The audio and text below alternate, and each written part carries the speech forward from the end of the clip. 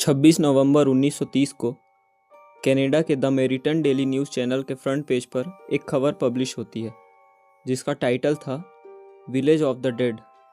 इस खबर ने पूरे कनाडा में खौफ की लहर दौड़ा दी क्योंकि नॉर्थ कनाडा में एक पूरा कबीला रातों रात बिना किसी निशान के कहीं गायब हो चुका था। हेलो दोस्तों, आप सबका हमारे चैनल एवरीथिंग में बहुत बहुत स्वागत है। नॉर्थ कनाडा के दूर दराज इलाकों में मौजूद ये है अंजीकुनी लेक, जिसके किनारे पर एक छोटी सी बस्ती में एस्किमो नामक ट्राइब रहता था।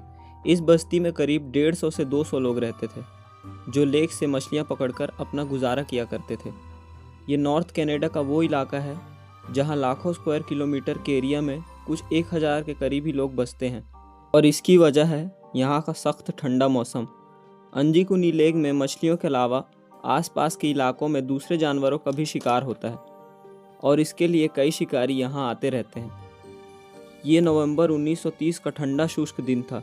जो लिबेल नाम का शिकारी इस इलाके में शिकार के लिए आया। शिकार में वो इस कदर बिजी हो गया था कि उसको पता ही नहीं चला कब अंधेरा हो गया। उसके मन में एक ख्याल आया कि वह पहले की ही तरह अंजीकुनी लेक के किनारे बसे एस्किमो नामक कबीले में जाकर रात गुजार लेगा। इस कबीले के लोग बाहर से आए मुसाफिरों की मेहमान नवाजी करने के लिए काफ़ी मशहूर थे। इसलिए जो लिबेल ने अपना सामान बांधा और एस्किमो कबीले की तरफ कदम बढ़ाने लगा। ये एक चांदनी रात थी, लेकिन दूर दूर तक बिल्कुल खामोशी छाई हुई थी। न कोई शख्स नज़र आ रहा था और न ही किसी की आवाज़ सुनाई दे रही थी। वो सिर्फ अपने कदमों की आवाज़ सुन पा रहा था। हालांकि जो पहले भी ऐसा कर चुका था, पर आज कुछ न कुछ उसे अटपटा महसूस हो रहा था। वैसे नॉर्मली जब वो उस बस्ती के पास पहुंचता था तो कुत्तों के भौंकने की आवाज़ उसे थोड़ी दूर से ही सुनाई देने लगती थी, जो कि बस्ती वालों ने ही पाल रखे थे। लेकिन आज के दिन बस्ती के करीब पहुंचने पर भी सिर्फ शांति और सन्नाटे का ही माहौल था। ये सब महसूस करते हुए जो ने अपने कदमों की रफ्तार को बढ़ा दिया। उसे लगने लगा कि गांव वाले या तो सो रहे हैं या फिर कहीं चले गए हैं। अब दूर से ही वह बस्ती के तंबुओं में देख पा रहा था, जिनमें से धुआं उठता दिखाई दे रहा था। लेकिन करीब पहुंचने पर भी उसको किसी की आवाज़ सुनाई नहीं दे रही थी। फाइनली जब जो लिबेल बस्ती में पहुंचा तब वो संकोच में पड़ गया, क्योंकि ना तो यहाँ पर कोई इंसान है और ना ही कोई जानवर। पर जो के लिए हैरानी की बात तो ये थी कि कुछ घरों के ऊपर से धुएं उठते हुए दिखाई दे रहे थे कि जैसे इनके अंदर कोई मौजूद हो। वो रैंडमली एक टेंट में गया, लेकिन वहाँ भी कोई मौजूद नहीं था और ऐसा ही हाल सारे खेमों का था। शायद जो ने ये सारा मंजर देखकर भी अनदेखा कर जाता, लेकिन एक चीज़ ऐसी थी जिसने जो को और ज़्यादा परेशानी में डाल दिया। कुछ घरों में खाना पकाने वाले बर्तन चूल्हे के ऊपर मौजूद थे, लेकिन उनमें खाना जल चुका था। यानी किसी ने रात के लिए खाना बनाने को रखा तो था, मगर वो खा ना सके। यहाँ तक कि बस्ती की औरतें जो कपड़े सिलाई करती थी, वे कपड़े भी वहाँ थे और सुई में धागा भी डला हुआ था। ऐसा मालूम हो रहा था कि शायद बस्ती के लोग अचानक ही यहाँ से गए हैं, पर आखिर गए कहाँ? जो लिबेल ने पूरी बस्ती की तलाशी लेना शुरू कर दिया। उसने देखा कि जो कुत्ते बस्ती वालों ने पाल रखे थे उनके गले में रस्सी बंधी पड़ी थी, लेकिन कुत्ते भूख से मर चुके थे। हालांकि कुत्तों के सामने खाना भी मौजूद था, पर उनको खाना देने वाला कोई भी इंसान वहाँ मौजूद नहीं था। एक जगह पर उसको एक कब्र खुदी हुई दिखाई दी। इस कब्र को देखकर मालूम पड़ रहा था कि मानो ये कब्र को खोदे हुए ज़्यादा समय नहीं हुआ है। ये सब देखकर जो लिबेल की परेशानी और खौफ में काफ़ी इजाफा हो गया था। वो रात के वक्त ये सारा मंजर देखकर काफ़ी घबरा गया था। यहाँ के लोग जब कहीं जाते थे तो अपने कुत्ते हमेशा साथ में रखते थे, लेकिन ये सब देखकर ऐसा लग रहा था मानो यहाँ कुछ अजीब हुआ है। कोई ऐसी अनहोनी हुई है जिसने लोगों को अचानक कहीं जाने पर मजबूर कर दिया है। इतना मजबूर कि वे अपने कुत्ते भी छोड़ के चले गए हैं, कपड़े, खाना और जलती हुई आग को भी बुझा ना सके।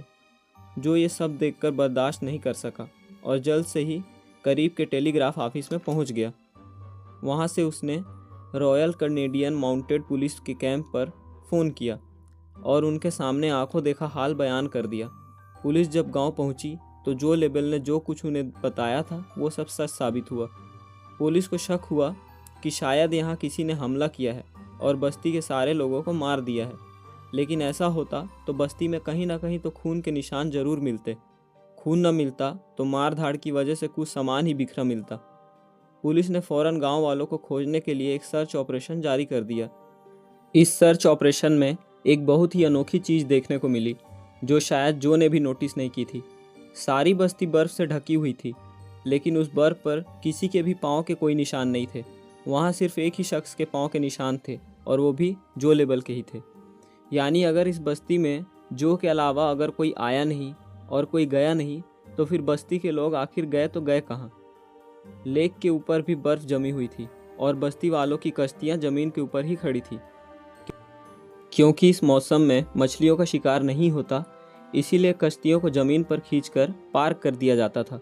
अगर बस्ती वाले लेक के ऊपर कहीं तैर कर जाते या उन्हें किसी ने मारकर लेक में फेंक दिया होता, तो बर्फ़ की परत कहीं ना कहीं से तो ज़रूर टूटी होती। पुलिस को इन्वेस्टिगेशन में यह भी पता चला कि ये लोग जो के यहाँ आने से 8 दिन पहले ही गायब हो चुके थे, क्योंकि कुत्तों की मौत 1-2 दिन भूखा रहने की वजह से नहीं होती, और घरों से निकलने वाला धुआं भी इस बात की निशानी थी, क्योंकि ये वो धुआं था जो लकड़ियां बुझ जाने के बाद भी काफ़ी देर तक निकलता रहता है। पुलिस वालों के सामने ढेर सारे सवाल थे, लेकिन जवाब एक भी नहीं था। कई महीनों के सर्च ऑपरेशन के बाद पुलिस ने इस केस को अनसॉल्व ठहराकर आखिरकार इस केस को हमेशा के लिए बंद कर दिया, और वक्त के साथ साथ लोग भी इसे भूल गए। इस हादसे के 50 सालों के बाद 1984 में रॉजर बोअर और नाइजल ब्लंडेल नाम के राइटर्स ने एक आर्टिकल लिखा और इस पूरे मामले को एलियन से जोड़ने की कोशिश की। उन्होंने अपने इस आर्टिकल में बताया कि जब वो लोग इस एरिया को एक्सप्लोर करने अंजीकुनी लेक के पास गए, तो वहाँ उन्हें एक शिकारी और उसके 2 बेटे मिले। उन्होंने बताया कि अक्सर उन्होंने कुछ ऑब्जेक्ट्स झील के ऊपर उड़ते देखे हैं जिनकी शेप अलग होती है, और वो उसी बस्ती की तरफ उड़ रहे थे जहाँ एस्किमो कबीला रहता था। इस स्टोरी को आधार बनाकर ये बताया गया कि शायद उस दिन एलियंस उतरे थे और बस्ती में मौजूद सभी लोगों को वो अपने साथ लेकर चले गए। एलियंस की मौजूदगी और उनके हमले का इन दोनों राइटर्स के पास कोई भी ठोस सबूत नहीं था, इसलिए ज़्यादातर लोगों ने इस बात पर यकीन नहीं किया और इस थ्योरी को रिजेक्ट कर दिया। इसके बाद कई लोगों ने एस्किमो कबीले की गुमशुदगी के बारे में अलग थलग कहानियाँ बनाना शुरू कर दिया, लेकिन हकीकत ये है कि इस बात को आज 100 साल होने को हैं, लेकिन आज तक इस सवाल का जवाब किसी के पास नहीं है कि आखिर अंजीकुनी लेक के पास के बस्ती के लोग आखिर चले कहाँ गए। एस्किमो कबीले के लोग गायब होने का मामला आज तक एक मिस्ट्री बना हुआ है। उम्मीद है ये वीडियो आपको काफ़ी पसंद आई होगी। अगर पसंद आई हो तो वीडियो को लाइक करें और कमेंट बॉक्स में हमें अपनी राय ज़रूर बताएं, और हमारे चैनल को सब्सक्राइब करके बेल आइकन को दबाना ना भूलें। तो चलिए मिलते हैं अगले वीडियो में।